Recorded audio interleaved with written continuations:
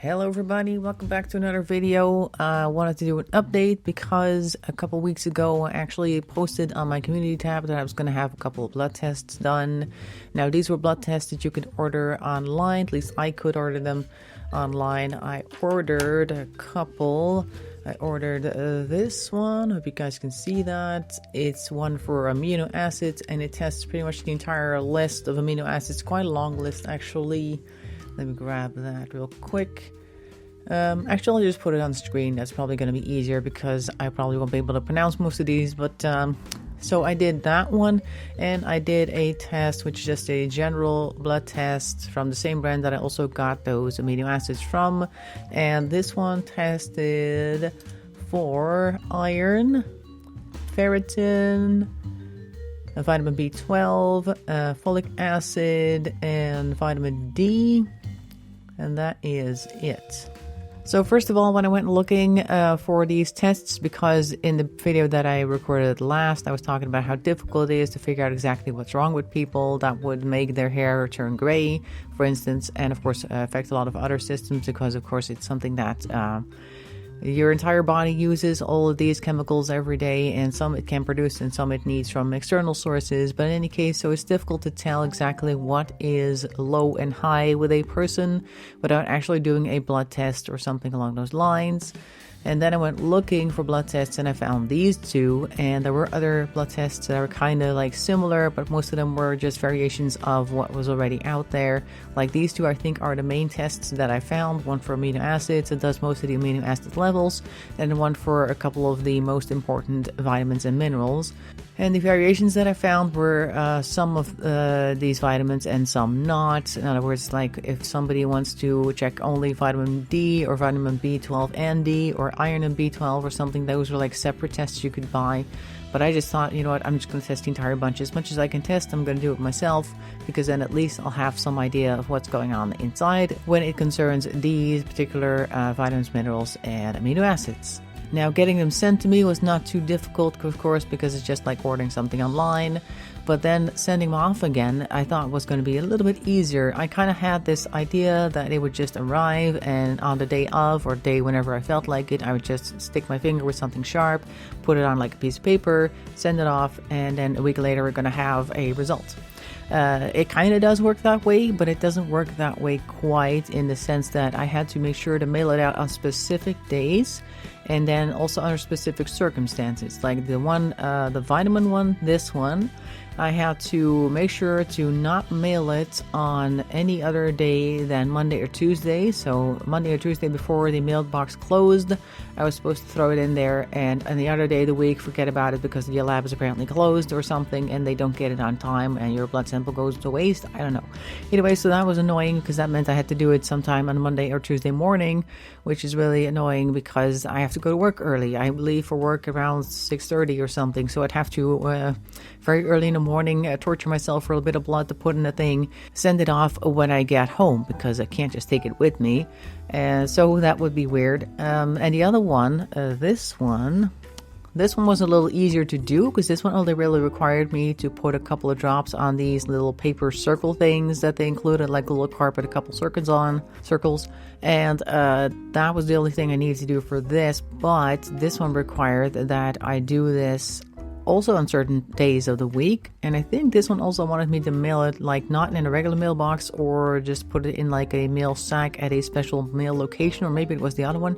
One of the two wanted me to do that. But so anyway, this one wanted me to do a couple of blood spots on a card, but this one over here came with a little plastic tube and it wanted me to put at least 10 or so drops in there, and I'm one of those people that doesn't bleed very profusely after I've been stung by something, so that was a problem for me. And of course, the whole thing about stinging yourself in the first place, I thought it would be easy. They actually included, one of them, they included 3 of these little stinger things. I was like, oh, aren't you supposed to just use it once? Why do I get 3? But I guess it's because people tend to miss the spot that you're supposed to hit. You're supposed to go like somewhere near the tip of the finger, but then to the side. And then you have to like make sure that your elbow is below your heart and that your hand is below your elbow. So you have to kind of stand, because if you sit down and try to do this, it's going to be very awkward and you're not going to be able to get the right angle. So that was already quite awkward. Anyway, so I wasn't very happy about having to sting myself in the first place. Like, Mentally, you're like, okay, it's just going to be a tiny little prick, and then a little drop's going to come out, and you're just going to put it in the tube, and then maybe you have to put a few more, and then after that, it's fine. You're not really hurt or anything. Okay, you got a little sore spot in your finger, but you're going to get a lot of information back, so why is this an issue? But stinging myself is apparently something I can't do very easily, so I literally had to pick one of those 3 stingers and turn it around to look down the little hole and like press the thing on the side so that the thing would come out, flying out basically without hitting me, obviously, but just to see what it does. And once I had seen that, I was like done mentally, like, okay, I can do this. I can just stick this on my finger, it's fine. And after that, it was perfectly okay and I had no more issues. Also with the one that I had to do the day after, no issues there either. I just had to get over this mental hurdle to finally get it done, because stinging myself something I'm not a big fan of. Anyway, so I did that and I finally got them done at the right time, right day, and sent them off properly and all that sort of good stuff, and I got results back. So anyway, I'll go for the vitamin one first. The results, I'll put those on screen. So what we see here is iron is good, it's right in the middle, and ferritin is also pretty good, it's near the middle, nice enough. Vitamin B12 is also pretty much in the middle, and this is of course after having taken these vitamins like multivitamins, other supplements for quite some time, so I expected them to be reasonable at the very least. Of course, then we get something like this. Folic acid, I believe vitamin B11 is very high. So that means that one of the supplements that I've been taking, which is an extra strong vitamin B, let me grab it real quick. This one, this is the stronger version of a vitamin B complex supplement. It's got, I think, about 200% of each in here. Let me take a look. Yeah, 200% of pretty much every one of these. I don't know if you're going to be able to see that. Probably the camera's not going to be able to catch that. But in any case, it has the whole range of vitamin B that you would normally expect to find in a multivitamin, and has them all at 200%. So I was like, okay, I get vitamin B and other things that I've also got going on, so I don't really necessarily need to keep taking that, and I definitely don't need it at 200% if my folic acid is already quite high. So we're going to work on that by taking a little bit less of that. Vitamin D was also pretty good in the middle, and that was it for this one. Now the other one, the amino acid one that I've got over here. Now I'm showing these guys, of course, but you can take any one that you can find near you that you can order online. Not really important what brand it is. That one was also pretty good. So you see where the green area is, where the yellow and the red are, and of course those areas need to avoid. It needs to be in the green somewhere. Most of my levels were pretty good, somewhat in the middle or a little bit over. Some were a little bit high. Like I have glycine is a little bit over the yellow. That's also marked in red, so that's something I need to watch out for. And then we have also in the high, glutamic acid, I think it's the English word. Over here it says glutaminoglyceride, it's like the Dutch version. That's something you can find in processed meats and also in artificial sweeteners and MSG, something that they put in a lot of foods to make it taste better. So those things I'll have to avoid to get it a little bit back further towards the green, because it's only a little bit in the red. It's red enough for the number to be red, but okay, it's not super bad. Then on the low side, I also have arginine, which is, according to Wikipedia, amino acid with a certain formula, la la la. It plays an important role in cell division, wound healing, removing ammonia from the body. Did I have that? Immune function, and the release of hormones, so it's good to have that in a decent level. I have to say I haven't noticed anything amiss with that at the moment, but who knows, things might get better if I start taking more arginine, which I have ordered a separate supplement for. It hasn't arrived yet because there's something wrong with the mailing and all that sort of thing. The package hasn't been arriving as it should have, but okay, fine, that's going to eventually get here, and then we'll start taking some extra of that. I also have asparagine acid. Is that the English version? Let's take a look at what it says here. Asparagine. Yes, it does actually. It says here that asparagine is an amino acid used in the biosynthesis of proteins. Asparagine synthase is required for normal development of the brain. Oh, I could definitely use that. Asparagine is also involved in protein synthase during replication of poxviruses. Okay. Does that mean I need to have it in order to avoid poxviruses, or is it that I'm more likely to get it when I take more? I don't know. Let's see. And there's a lot of words here that I won't be able to pronounce. But in any case, so those were kind of low, and that means I'm going to try to take some more of that. And like I said, with the vitamin B11, I'm going to try to take less vitamin B in general, like that B complex one I'm not going to take anymore. And I'm going to try to avoid things like artificial sweeteners like aspartame and acesulfame K, I think, are the two main ones that have something to do with glutamic acid, as well as MSG or monosodium glutamate. You can buy it anywhere, and it's also often in things like canned meats.